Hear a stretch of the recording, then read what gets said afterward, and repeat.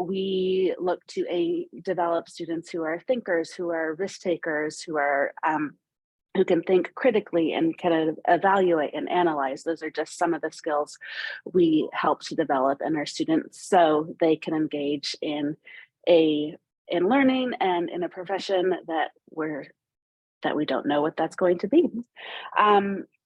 Alongside our core content areas, we take an integrated approach to learning, and that's really evident in our Spark units. Our Spark units are interdisciplinary units that explore topics in social studies and science and art and social studies. And this is really an area where our social justice comes to life, where students are learning about different problems in our community or in the world. For example, our fifth graders are engaged in a social soil science study. That was a tongue twister there for a minute, and are learning about the science component of soil science, but also the social justice things that go along with inorganic farming and food insecurity and things like that. So our students are learning to identify those problems, to understand those problems, and to create authentic action for those problems. Our learners are also learning about themselves and learning about themselves as learners and learning about how they can be active community members. So they engage in morning meetings, which helps them develop relationships and be in community with each other.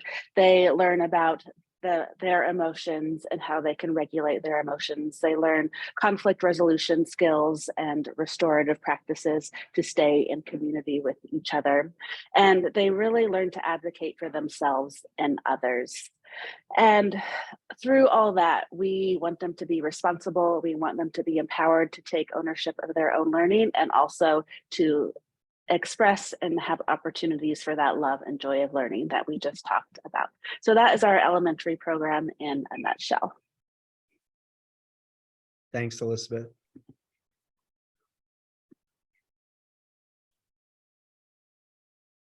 I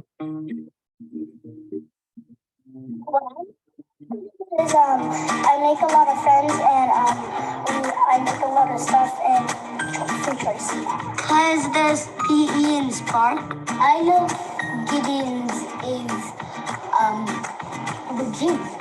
The thing that I like most about Giddens is that I have a bunch of really fun kids and really fun activities.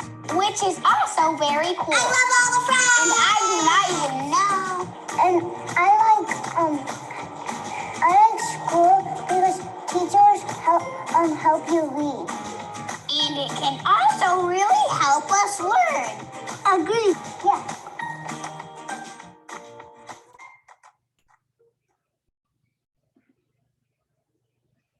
So great.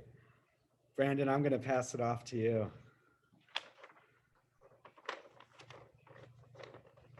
Hi, everyone. I planned on talking about a classroom project that we just finished and how it relates to the Giddens value of child-centered education. But I woke up early this morning, and as my grandma back in Tennessee would say, that there was just something laid on my heart.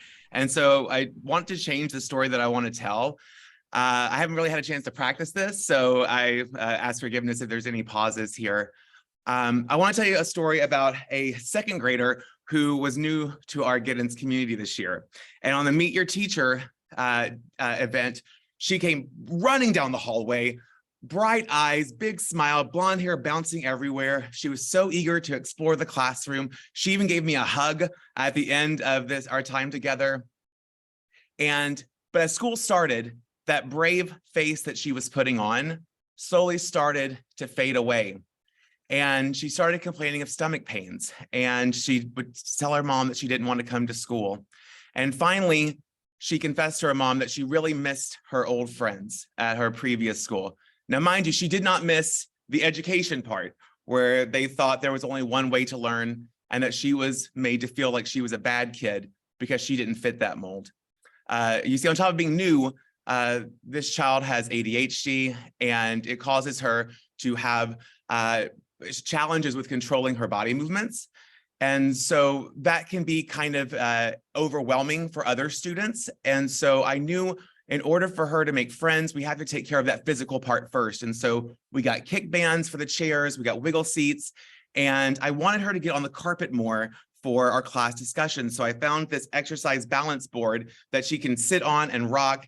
And once her physical needs were being met, her brain was free to start participating and talking. And once she started doing that, the kids were amazed with like all these ideas that she had in her creativity, and that led to outside play just time together. But it didn't solve the problem that she was having, because there's a difference between acceptance and belonging. And one day we found out that Maura was leaving, and she told me that at our previous school, when the head of school left, they did this flash mob. And I said, that's such a great idea. I said, why don't you talk to Ori and see what could happen? And she talked to Ori, and Ori took that idea, and Ori taught the entire school Cyndi Lauper's True Colors, and they got to sing it yesterday at the school assembly because this child had that idea and was willing to share it. About a month ago, she came in, and you could tell she was upset. And she told me about that she was really missing her grandmother because it was about a year anniversary since her grandmother died. And then I thought about this, and I thought about all the change that's happened to this 7-year-old in such a short period of time. Because it doesn't really matter what I have planned for writing that day. If you don't see their humanity, if you don't take care of all of them, then they're never going to be able to fully grow. And so I knew it was around the time of Day of the Dead. I talked with a Spanish teacher, Karina, and they were having an altar. So I encouraged this child to bring in a picture of her grandmother. And she shared with the class that some days that it's fine, and that some days it feels like she will never be happy again. That conversation led other students to talk about their grief and and people in their family or pets that have died. And she realized that she wasn't alone. The end of that story is that yesterday she told me that this is the best place she's ever been. And she went home with a play date with a student that's in Miss Leah's classroom. One of the benefits of being a teacher, as long as I have been one, is that you recognize real when you see it. I recognized that 5 years ago when I signed my contract to first teach at Giddens. I see it every day with the collaboration that we have with teachers and the passion that we have to work together to best meet the need of our students. And if you're looking for a place that will see your child, not their brain, not how well they can sit on a carpet, but see them in their full humanity, then you've come to the right spot. Thank you.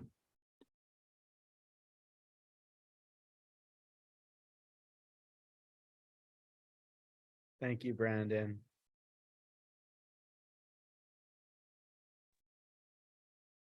My name is Zarina, and I am one of the other 1-2 teachers along with Brandon and Leah. Thank you for coming on a Saturday afternoon. We much appreciate it. And I just wanted to share a moment where that happened just about a week and a half, 2 weeks ago. And it was a really powerful moment where I could see students connecting all these different lessons and ideas and conversations that we had been having both this year as well as my second graders where I had last year, transferring what they learned from last year to this year. And so we were in a conversation right around election week, so right at the beginning of November, and something that we have been talking about all year are these different traits that make learners successful as well as just humans overall successful. And some of them we've talked about being caring, being open communicators, being balanced. And our focus for that week back in the beginning of November was this notion of being principled. And what does that mean to be principled? And we had read some stories and we had talked about how one way of being principled is being open and being honest and having integrity. But then the conversation shifted in this week of talking about being principled and connecting it with the election that was happening, the midterm election cycle. And we read one day during our readers workshop, a book that was a picture book about the history of voting rights. And as we were going through, and there was all these connections about when women weren't allowed to vote, when people of color weren't allowed to vote, and all these different moments in time and history, where this idea of democracy wasn't present. And these conversations came up in one of our discussions during Reader's Workshop of when when do we see these votes and democracy, not just during election cycles? When do we see them in the classroom? When do we see them in the school? When do we see them in conversations with family members? We had just recently, the couple days before, we were filling out a survey because we're in the process of finding a new head of school. And we were filling out this survey, and the survey was asking for students to reflect on what would they want in a new head of school. And one of my second grade students had made this comment of, wait, that survey that we were just filling out was a way that we were being invited into the conversation of the head of school. And I was like, that's so true. This was a moment where these students were being allowed to use their voice to say what was important to them. What did they want in a leader for their community? And it was a really powerful moment where I saw this connection between our SEL work of these learner traits that were being talked about, talking about voting rights and democracy during a readers workshop lesson it wasn't the planned conversation, but it ended up being taken that way. And I thought it was a really powerful moment. I think the kids made so many connections that just seemed like light bulbs going off as they're like, oh, wait, but then we saw this and then this happened. And I think that happens consistently here at Giddens in all areas, in Spark, in literacy. And so I hope that's just one glimmer into what Giddens is all about. And I'd love to chat more later on.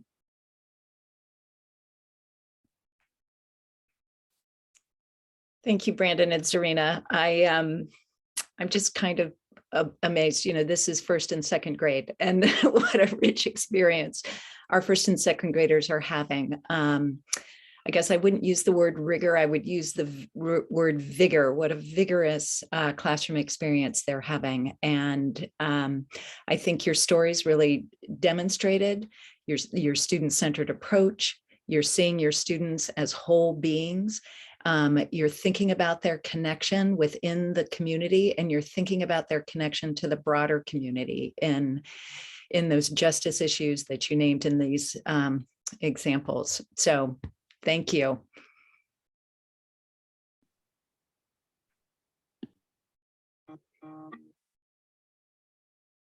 The things that I like the most about Giddens is it has a lot of really fun activities and stuff we do, and it has really cool kids. That the second grade gets to help the fourth grade. The thing that I like about Giddens is the teachers, the playground, the courtyard, and all the students. Probably school. I like the first grade math. Okay, bye-bye.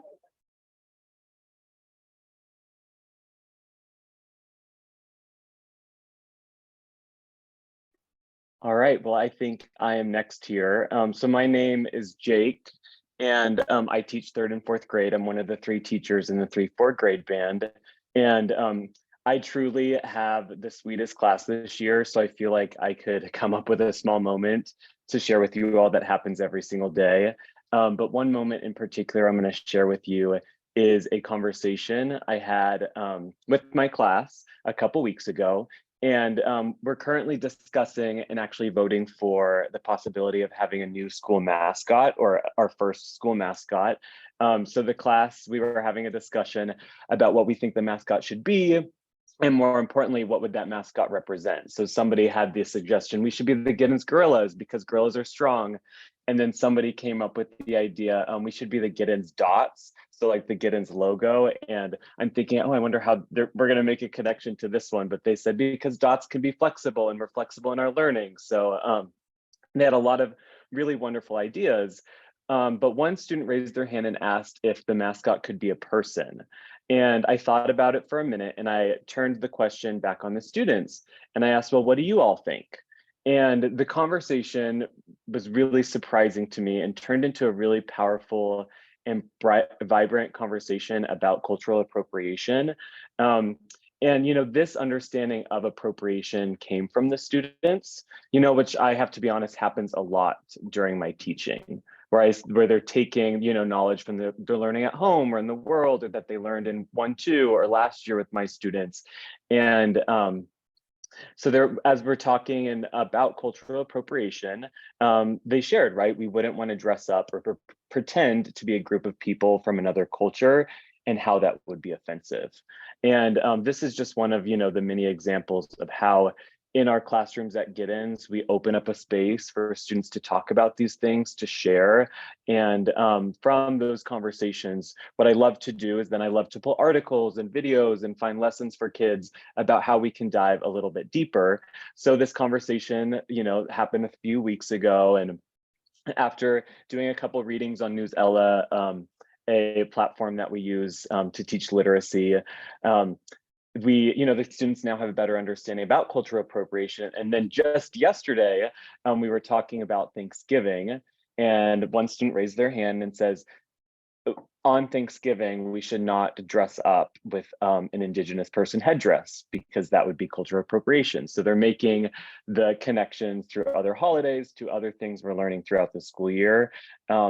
And I think that this is just, again, like a really good example of how from pre-K through 5th grade, we're really preparing our students and for the real world, but also giving them a space to have these conversations and connecting it to our own lives and our own cultures and our classroom. And it's just a really special social justice component that we have at our school that this is the 3rd school that I've taught at that I was not able to have at any other school. And I'm just so happy to be here. And thank you for coming today.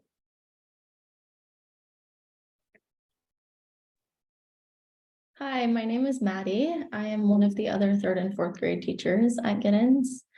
I have been here for about 5 years and love the community that has been created here. A moment I would like to share with you all about my time at Giddens is from actually last spring with my last class during one of our closing circle times. We were talking about the crisis in Ukraine right as it was getting started and sharing how the information we had been hearing was making us feel. Students had been seeing things around as they were driving, hearing about things on the news. So they had a varying understanding of the events taking place, but in general understood that Ukraine had been invaded and that the people living there were scared and many had to flee.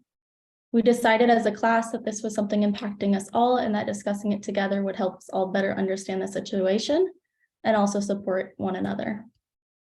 A student in my class raised their hand to share and began with, "Putin is a bad man and Russia is being mean." Another student put their hand up to signal they would like to share. So the student paused to give space for another perspective.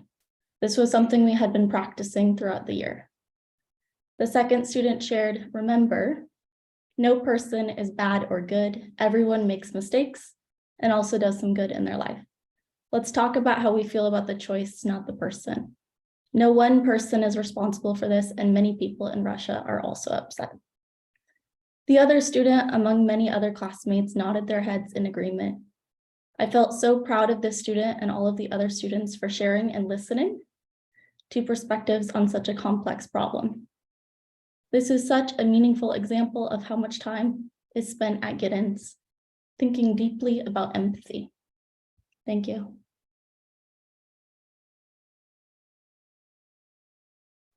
Oh, hello, everyone. So I'm Rajeshwari Sachdeva, Assistant Head of School for Justice, Equity, and Inclusion, and this is my first year. Prior to that, I've been in education for about 20 years, starting as a teacher in Bellevue School District and then another independent school. And before that, I was in the corporate world doing IT, something totally different. I would never go back to that world. I love education. I love being in the schools. Something I wanted to share, just like with Maddie and Jake was saying in their small moments, how students are so comfortable in being open and sharing their thoughts. And so I was in a classroom where I teach a 5th grade book club, and we are reading, this book is Anti-Racist from Tiffany Jewell. And I just want to share how open the kids are in conversations in which adults find it very difficult to speak about. And so I've been in settings with adults where if it was a race conversation, it would be really quiet. But in this book club, the beginning of the class, I said, hey, class, what would it be like if we, first we talked about the definition of racism. Then I said, what would it be like if we, if our nation had no racism, like we eradicated racism, it's gone. What would the nation look like? And so all these hands go up. So I was so happy to see that everyone's just like wanting to share. And so one of the students said, well, Ms. Sachdeva, I think the families will be larger. There'll be more people in the family. And so I kind of was like, okay, so can you elaborate? What does that mean, more people in the family?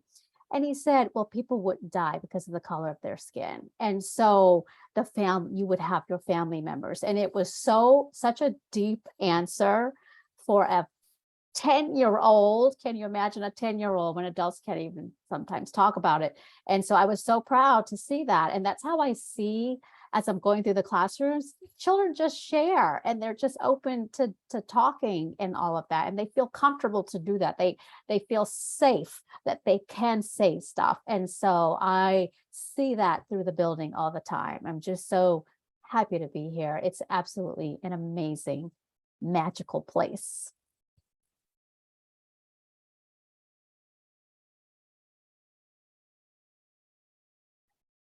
What I like about Giddens School is that we have an awesome playground and we have an awesome 3-4 group.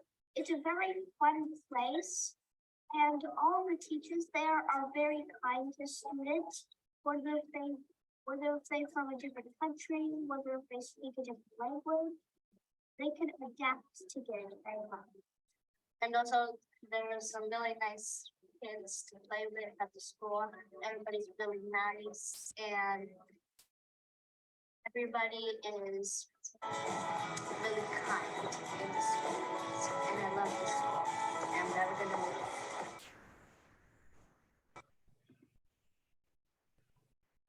Hello, everyone.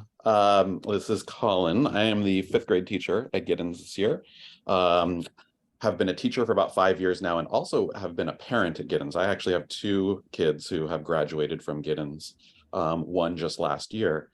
So have gotten to know Giddens for many years and have a deep love for the community and obviously love working there as a teacher now. For me, when I think about special moments as a teacher at Giddens, like I often find myself thinking about our Spark program because that's where so many of those moments for me come up. And it's even hard to pick one. I have one that I want to talk about, but then there's something really exciting that happened this week that I feel like I definitely have to mention, which is, Spark being a place where we learn about topics related to science, social studies, art, and also with a strong social justice component. Well, we've been doing a lot of science lately, including we're thinking about soil, learning about soil, and we've been doing a fair test with different soil mediums and planting peas to see if and when those pea plants start growing in the different soil mediums. And just for fun, one of the soils we tried was perler beads, these little plastic, tiny little beads, which the kids were completely convinced had no chance of having anything grow in, right? Which could understand. And then the highlight of this week was when the other day, somebody was checking on the plants and noticed that, in fact, I'm going to try to hold this up, that there was a pea plant growing out of the perler beads. And there was much excitement about that. Just like, oh my God, there's plants growing in the beads. Totally unexpected. And makes, it's one of those moments at Giddens that like makes for a great opportunity to talk about, like, well, then the why, like, why do we think that's happening? So a lot of great science, but actually the moment I really want to focus on was from our previous Spark unit this year with the 5th graders, which was about voting rights. It's a great unit to start the year with because especially this year, because of the midterm elections.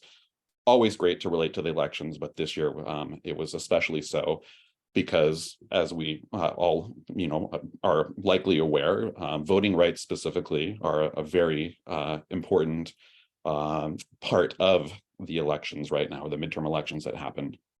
So one of the projects for this unit was that students researched a topic within voting rights. It might be historical, learning about women's suffrage. It might be about the 15th Amendment. It might be about Indigenous peoples, voting rights history in this country. And then there were a few that were contemporary issues. Somebody studied gerrymandering, voter ID laws. So we they created slides presentations and got to do presentations for the rest of the class about their topic. And definitely one of my favorite moments of the year was watching the fifth graders do these presentations. After all the research that they'd done and all the moments where I'd had to, these opportunities to talk to somebody about like, let's help understand what the Constitution is a little bit more and what an amendment is and what exactly that means. They ultimately created these wonderful presentations and were so serious and so focused and so ultimately nervous about their presentations and then just crushed it, did great.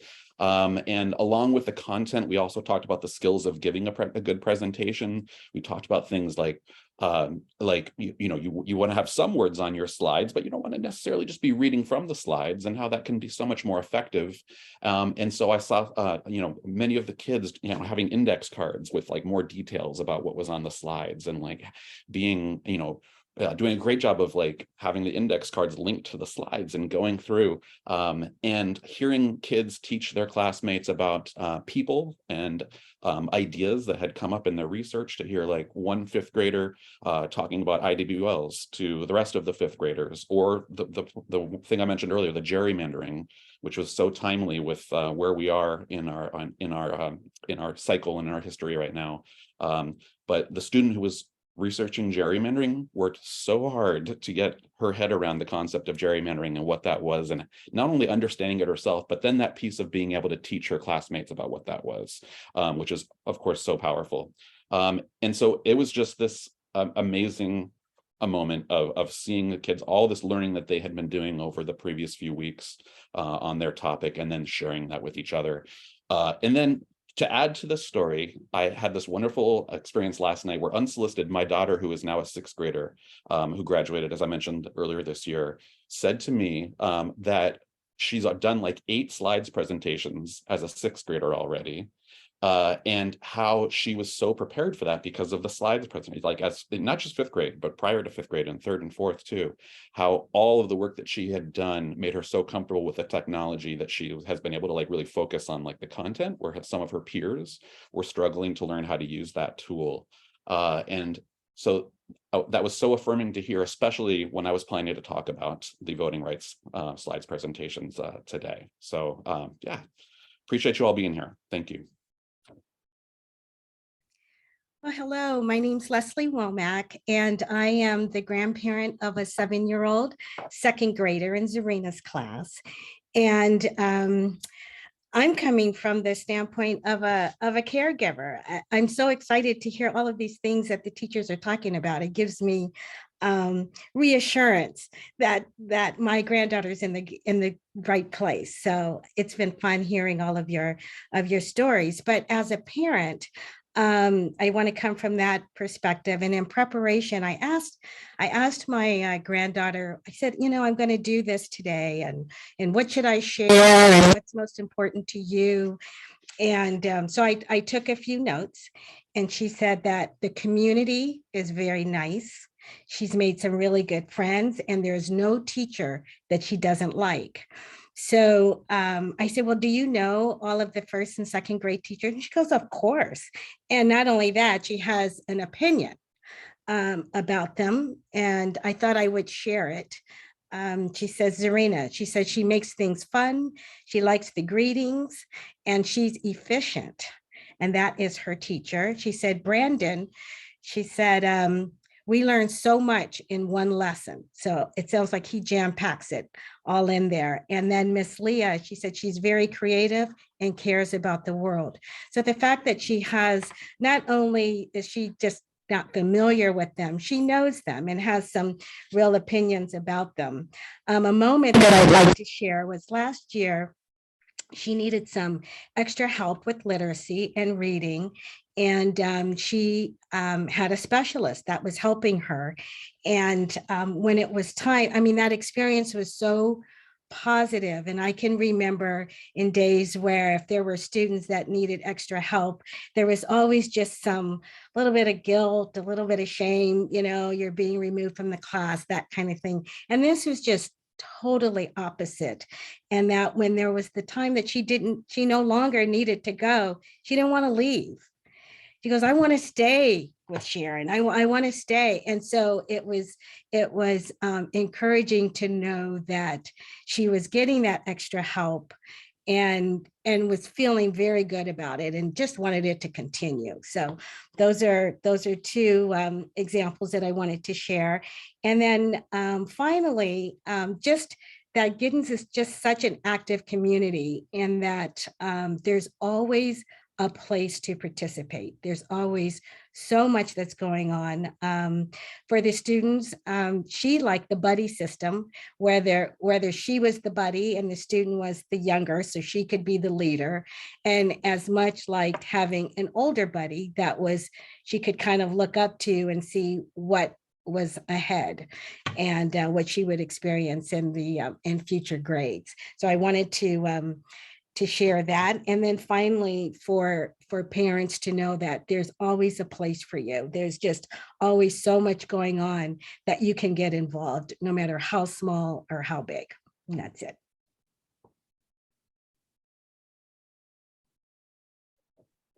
Thank you both, Leslie and Colin. I loved hearing those small moments, and I loved hearing the similarities. What really was highlighted for me in both of your stories is the example of community and different examples of community. So in Colin's small moment, he really highlighted the classroom community and how students were working together to teach each other and also support each other in their learning about voting rights. And then Leslie spoke about her second grader and how she really felt a part of the wider 1-2 community and knows all of the teachers and also knows all the students and feels at the center of that community. And that also connects to our value of being student-centered, where the second grader, Leslie's second grader, was getting what she needed, was getting some individual attention and felt really supported in that way. So thank you for sharing those moments. Those were lovely.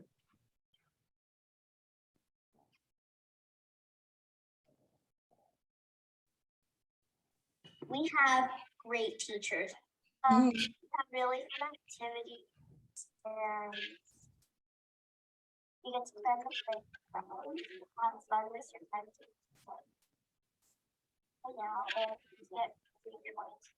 How we get a tie and get stories and have a spark, you gotta do a lot of research. What I love about Giddens is I love the specialists like music and E and Spanish. And I also love all the fun art projects that we get to do. I also really like Spark. And I love the topics that we talk about in Spark, and our like conversations in Spark are so like entertaining.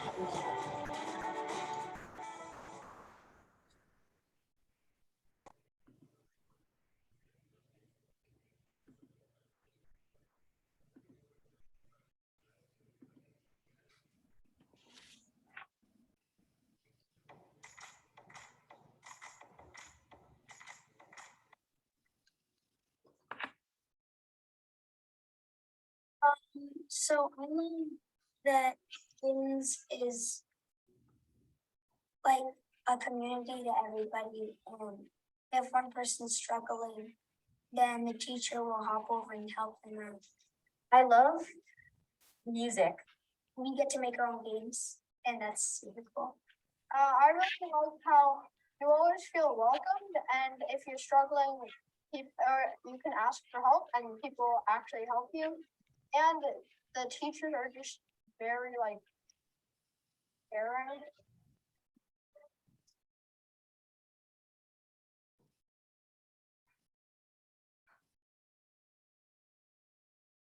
Well, we are so appreciative that you've been here with us, and we want to make sure that we open up time to be in conversation with you. I'm going to stop sharing right now, and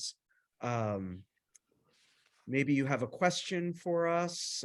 Maybe you have a moment of reflection or something that you're thinking about with your own child as a learner. We're happy to be in conversation with you however you would like to do that. You're welcome to put something in the chat or raise your hand or just unmute and speak up. So we just want to make sure we're opening up that space for you. So talk away if you have anything that's that you want to add to this conversation.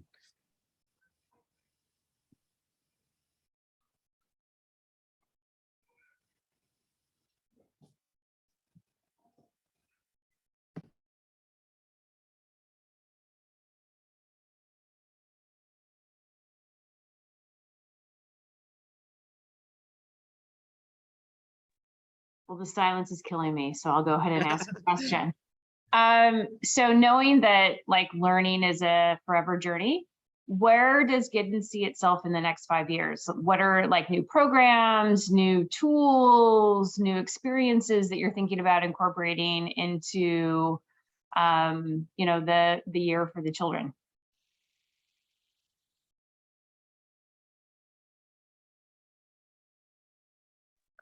I can start with that one and people can jump in.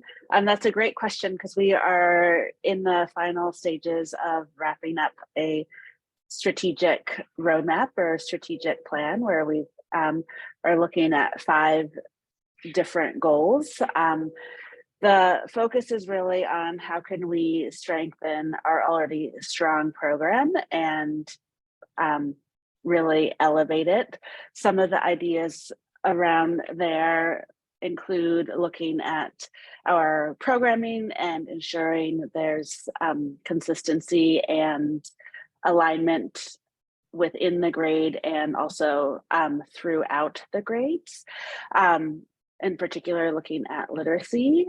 Also, a higher goal is looking at how we are and can be leaders in the type of education we do, looking at our spark and our focus on social justice and how we can get the word out and educate other educators about how we approach learning. So those are just a couple of examples, and I can let maybe Rajaswari wants to jump in or anyone else. Yes. Yeah, you want to take it, Rajaswari? Yes, I will. This is an exciting time because as Elizabeth was saying, we do have that strategic plan. A couple of the areas that I'm working on is building those partnerships with outside organizations so that our students can do the action, do the work, and build that connection.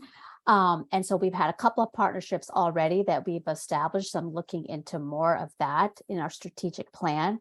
Also, another big one that we're doing is increasing the number of lead teachers of color. And so I sit on the Equity Inclusion Committee, and we actually are developing a strategic plan focusing primarily just on that in that committee, in which we are having a plan where we will come up with goals, action items, tasks, accountability, timeline, metrics, all on attracting, hiring, and retaining lead teachers of color. So we have a big team working on that plan in the committee. And so that's a couple of things that we're working on strategically. So a lot of my role new to the school is to think that 3 to 5 years down the road and thinking of ways that we can keep this school going and learning and growing and being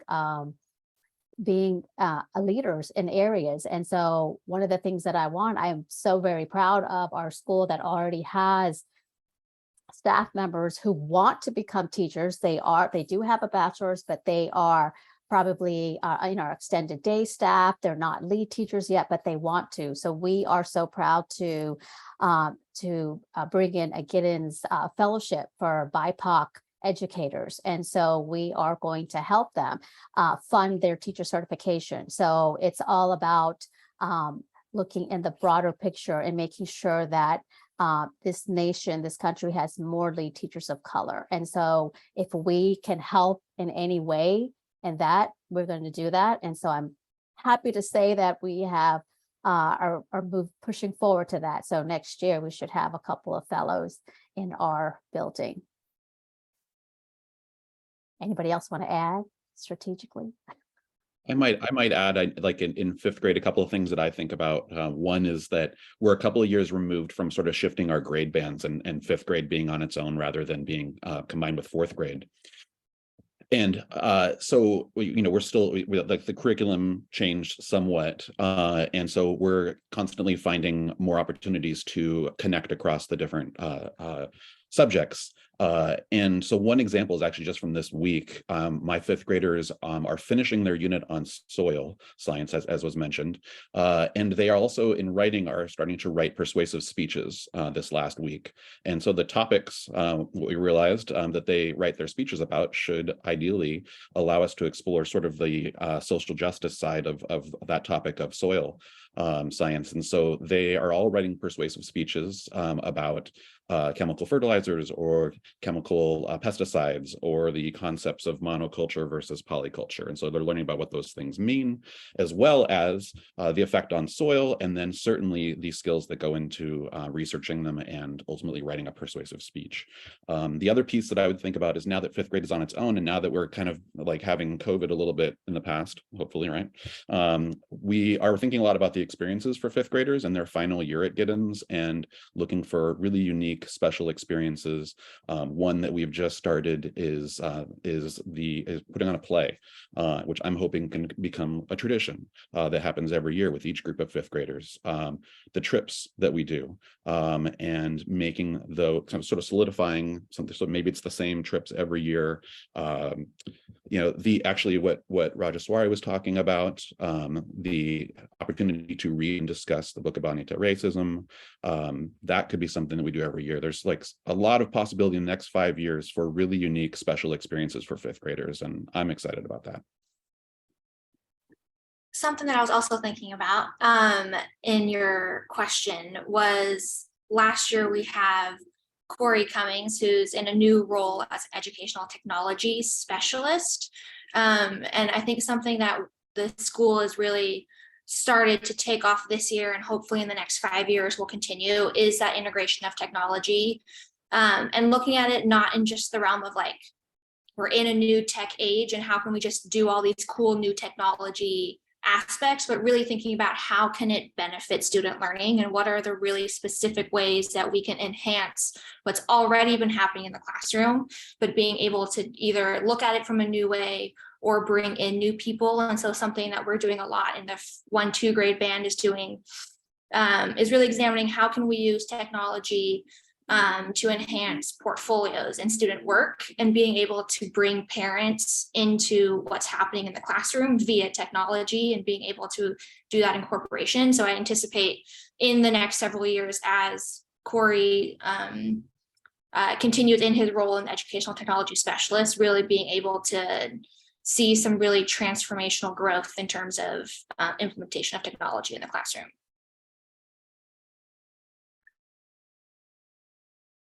And I'll add on to that, Serena, thank you.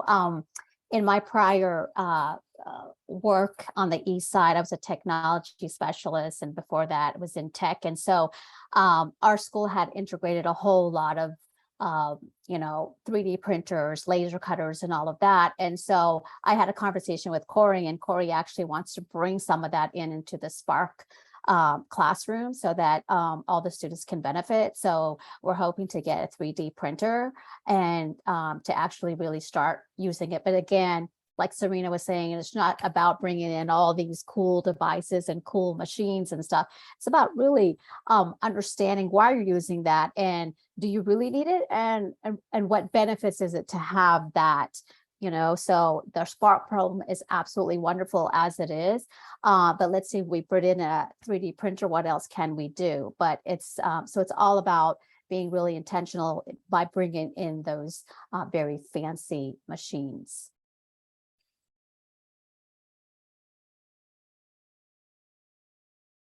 Thank you, guys. Those were all great answers. Thank you very much.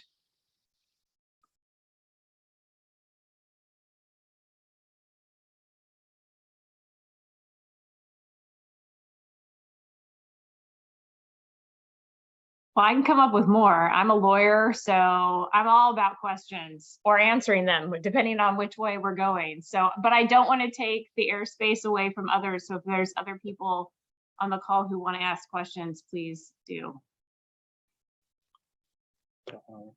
But so I'll go ahead with my question. So we're in a bubble, right? That I think what we see in lots of different communities is we've bubbleized. I don't know if that's a word or a term, but you know, we congregate with, we're more and more diverse, but maybe not so much in political thought. And so, I mean, I like my bubble, and I think a lot of other people like their bubble too, but how do you in the dialogue introduce the counterpoint? So we may not agree with that counterpoint because we're in our bubble and we're kind of congregating in a school that probably is similar to that bubble. But how do you introduce the counterpoint and get students used to really having debate and not feeling it's a personal attack, but it's taking the merits and fact and having a dialogue?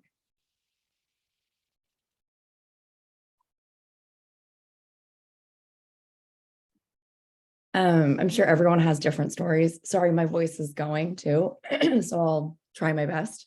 But in 1-2, when we talk about this, why we have this next coming week off, we talk about there being this like paradox, and there's parallel feelings to that, where some people have this celebration and see it as a celebratory week or day of Thanksgiving, and a huge portion of the planet or the globe or the United States sees it as a day of mourning. And so I think if 6, 7, and 8-year-olds are able to have that dialogue about something that they see very dear to them, and I love Thanksgiving and it's so much fun, and what do you mean? And then really talk about being able to talk about a bloody history and what it actually does represent for a lot of people. I think that kind of can start kids off to recognize that just because I celebrate something or I view something in a certain way doesn't mean that everyone views it a different way, because they are the same way, because they all have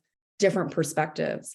And because you view it in a different way doesn't mean you're a bad person, but we've had different experiences.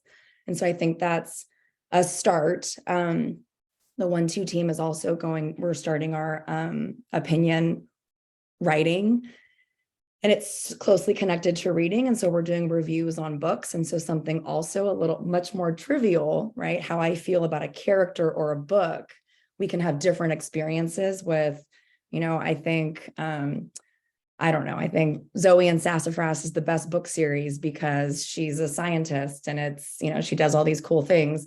And someone else might say, I don't like that series because it mixes science with fantasy, and that doesn't make sense to me. And so I think having those daily conversations that aren't super intense can get them to understand that dialogue and differing in opinions doesn't mean we can't also have a conversation about it, if that starts to answer the question. And if I can jump in, what I think I'm hearing from the question is how do you teach those democratic skills, that these things are necessary in order for a democratic society to function? And for a 1-2, one of the way that it's most naturally embedded is that we do an inquiry-based program, where so much of what we do in a classroom comes from a student's idea, and being able to, first off, feel safe enough to share that idea. So we have to create that environment, right? And then when someone shares it, other people are allowed to say their feelings. We talk about I statements a lot, like I feel that this could be improved, or I didn't understand this. And so we talked about how in that, even teaching that to 6-year-olds, that communication style of not putting a a judgment, just saying your thought to it. And we realize that when so much of this inquiry-based teaching that we do, that students working in teams and collaborating together and giving them opportunities to disagree. Sometimes we are afraid of the messiness of that, right? We're afraid of students being angry at each other or not getting along, but giving them those opportunities, which is naturally embedded our curriculum, is such a valuable way to not talk about it, but to practice it. And when you practice it, then you get to the underlying values of what are we talking about here?